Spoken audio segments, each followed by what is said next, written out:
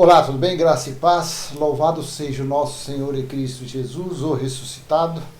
Esse tema de hoje é um tema que eu sei que vai dar o que falar. Mas temos que falar. Afinal de contas, está escrito. O tema deste vídeo é: qual o sentido de despachos nas esquinas? Qual o sentido de despachos nas esquinas? Eu peguei algumas fontes da internet, do Google, e depois eu vou colocar na descrição para você conferir.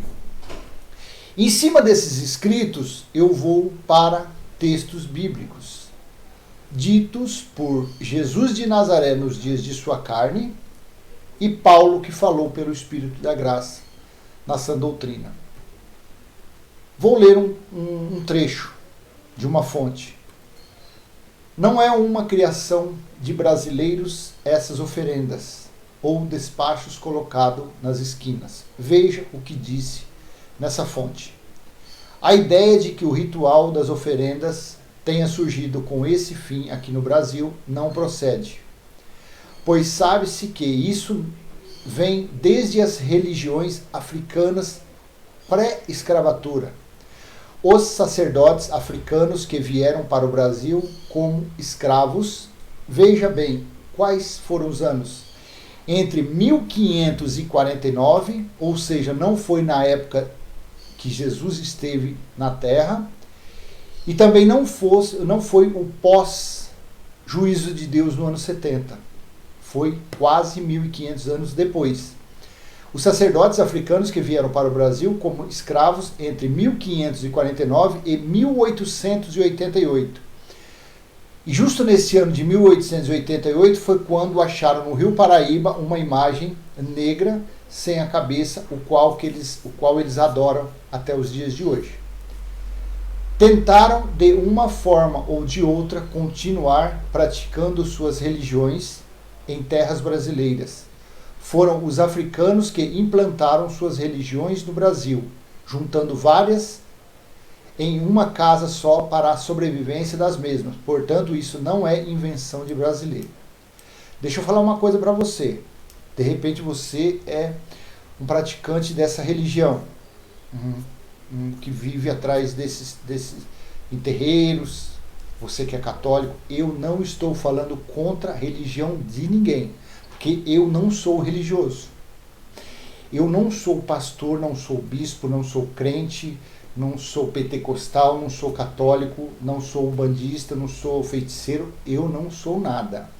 O que eu sou no Espírito, um eleito e filho de Deus. E se você estiver dando atenção a esse vídeo, e você tem compaixão pelo seu próximo, amor pelo seu próximo, misericórdia, então você também, no Espírito, é um eleito de Deus. Você pode estar de acordo, contra o que está escrito no único livro deixado por inspiração e por revelação por Deus. É o que nós temos conhecimento. Até hoje. Então eu não estou indo contra o que você pratica. Eu estou indo contra uma curiosidade que eu sempre tive e que, pela misericórdia de Deus, eu encontrei e eu quero passar isso à frente. Talvez você ou outra pessoa também está de acordo com isso. Então, voltando aqui. Esse tipo de religião foi os escravos, os africanos, que começou a partir de 1549 e 1888. Por isso que dentro das chamadas igrejas pentecostais, principalmente, existem esses nomes: Pombagira, Tranca-Rua, Giramundo, só que na Bíblia não existe isso. Na Bíblia não existe. A Bíblia diz que só existe um Senhor soberano, Criador de todas as coisas. Eu vou ler mais à frente. Vou mostrar para você que na Bíblia está escrito isso, que só há um soberano e um Senhor. Passou disso, são invenções de homens. São invenções de religiões. É muito sério o que eu estou te falando. É muito sério. Não acredite no que eu falo, acredite no que está escrito. Tem outra fonte aqui, de acordo com o professor, eu não vou falar o nome dele, porque depois você, pesquisando, se você tiver interesse na fonte que eu vou deixar na descrição, você vai ver que o nome dessa pessoa, desse estudioso. De acordo com o professor fulano de tal, historiador da Universidade de Brasília, as oferendas deixadas nas encruzilhadas era uma forma dos negros alimentarem seus irmãos escravos que estavam fugindo dos feitores.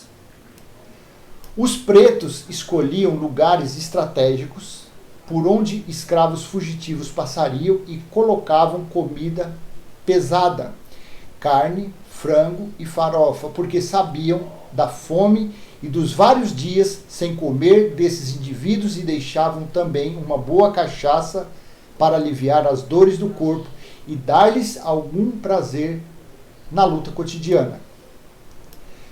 As velas eram postas em volta dos alimentos para que animais não se aproximassem e consumissem o que estava reservado para o irmão em fuga.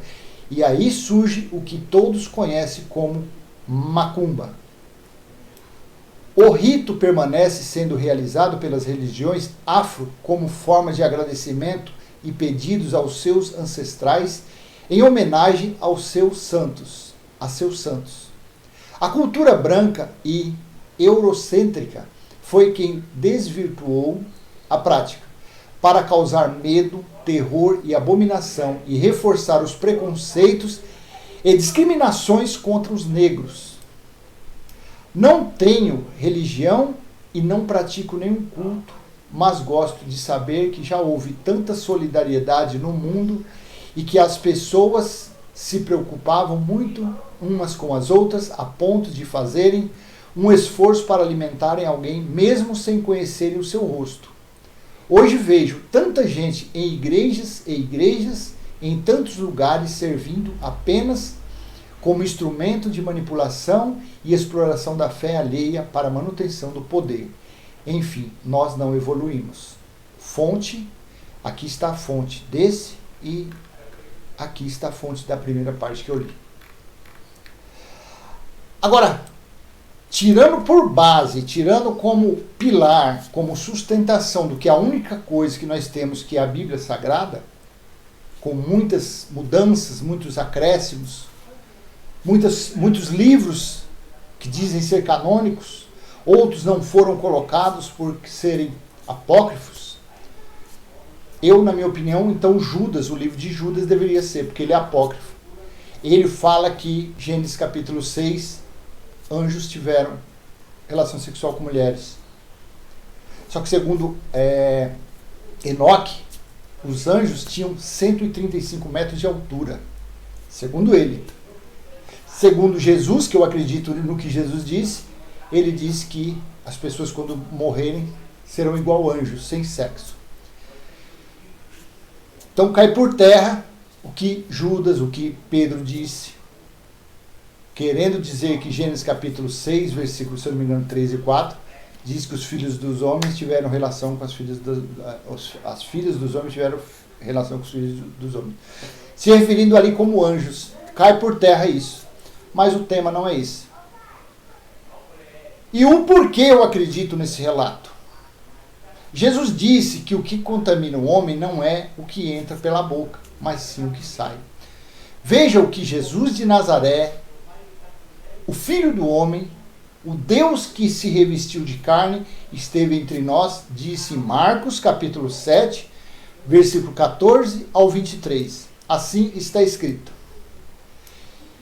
Versículo 14. E convocando outra vez a multidão, Jesus disse: escutem todos e entendam, não existe nada fora da pessoa que, entrando nela, possa contaminá-la, mas o que sai da pessoa é o que contamina.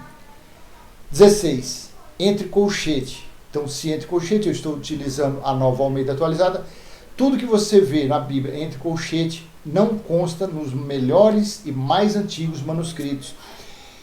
Este versículo não está no Códex Sinaíticos, nem no Códex Vaticano, porque ele está entre colchete. Isso aqui não consta naquele códice que foi datado da metade do quarto século para trás, ou seja, até 200 anos depois de Cristo. Isso aqui não consta. Mas vamos ler, porque aqui não interfere em nada. 16. Se alguém tem ouvidos para ouvir, ouça. Versículo 17. Quando entrou em casa, deixando a multidão, os seus discípulos o interrogaram a respeito da parábola. Jesus lhes disse: então vocês também não entendem? Não compreendem que tudo que está fora da pessoa, entrando nela, não a pode contaminar, porque não entra no coração dela, mas no estômago e depois é eliminado. E assim Jesus considerou puros todos os alimentos.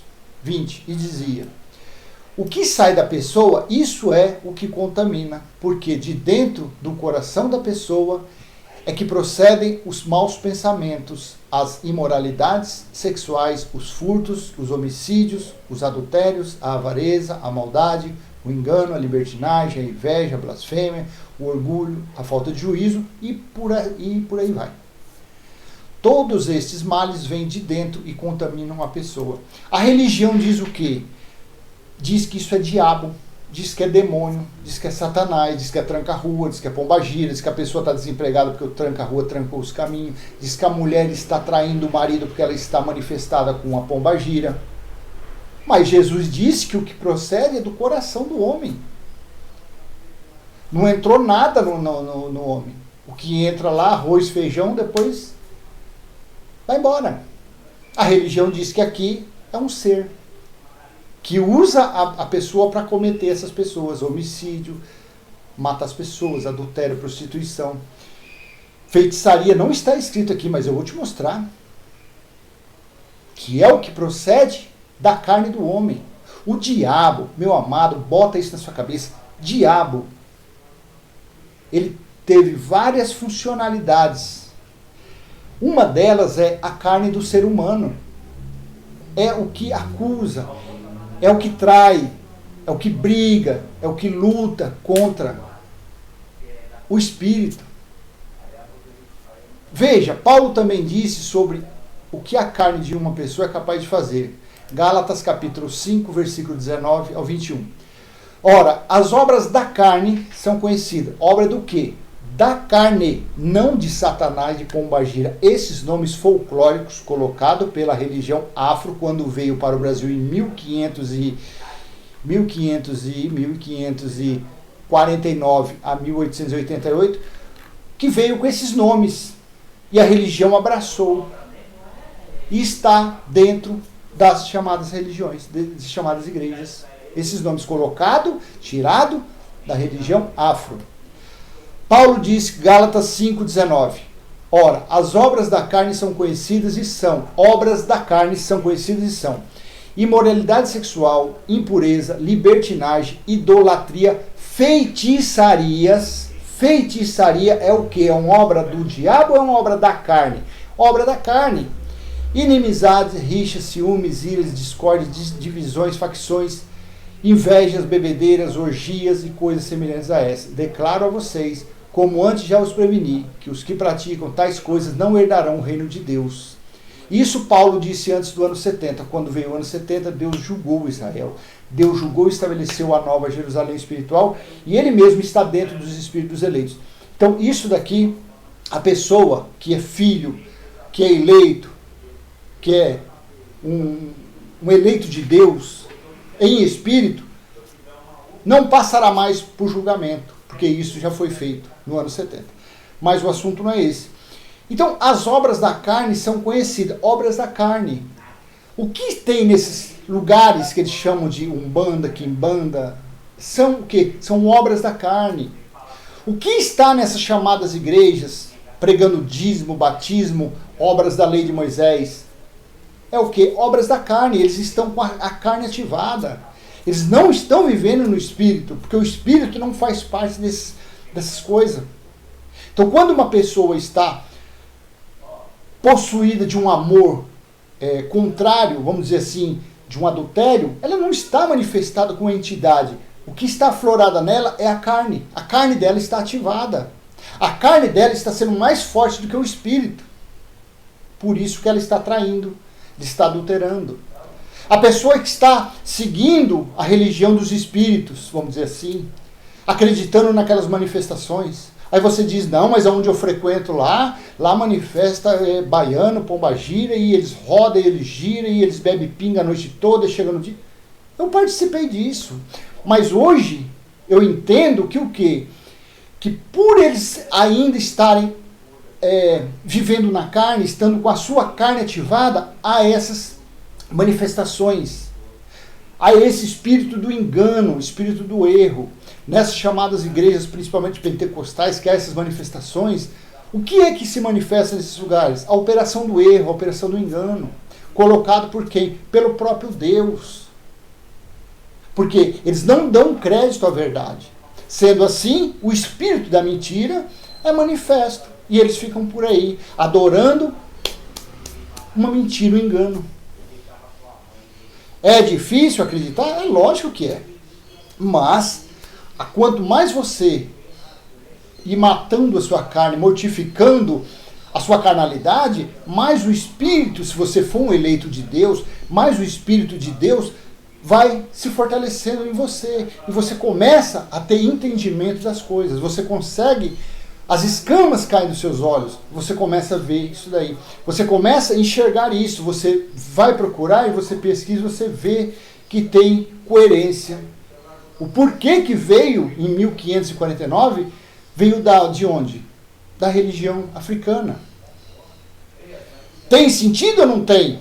Por que eram colocados isso nas florestas, nos caminhos?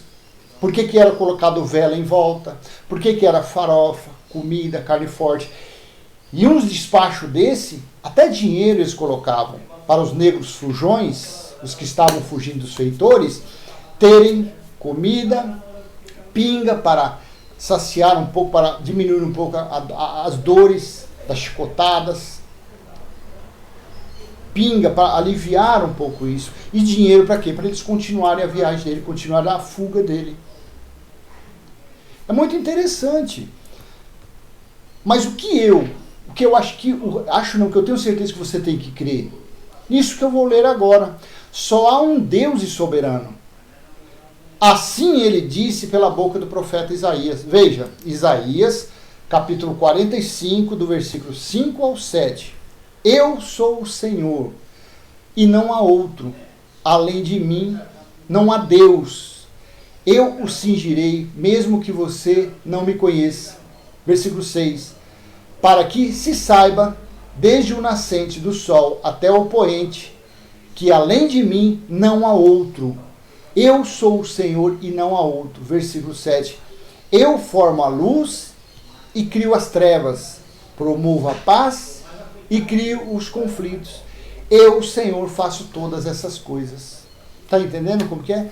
Só há um Deus.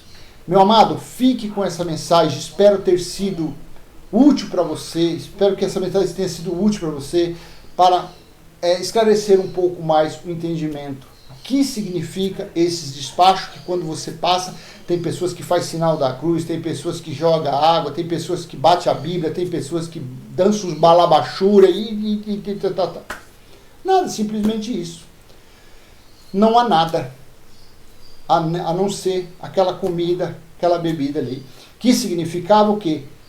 Para a escravidão, o qual eu achei nesses escritos.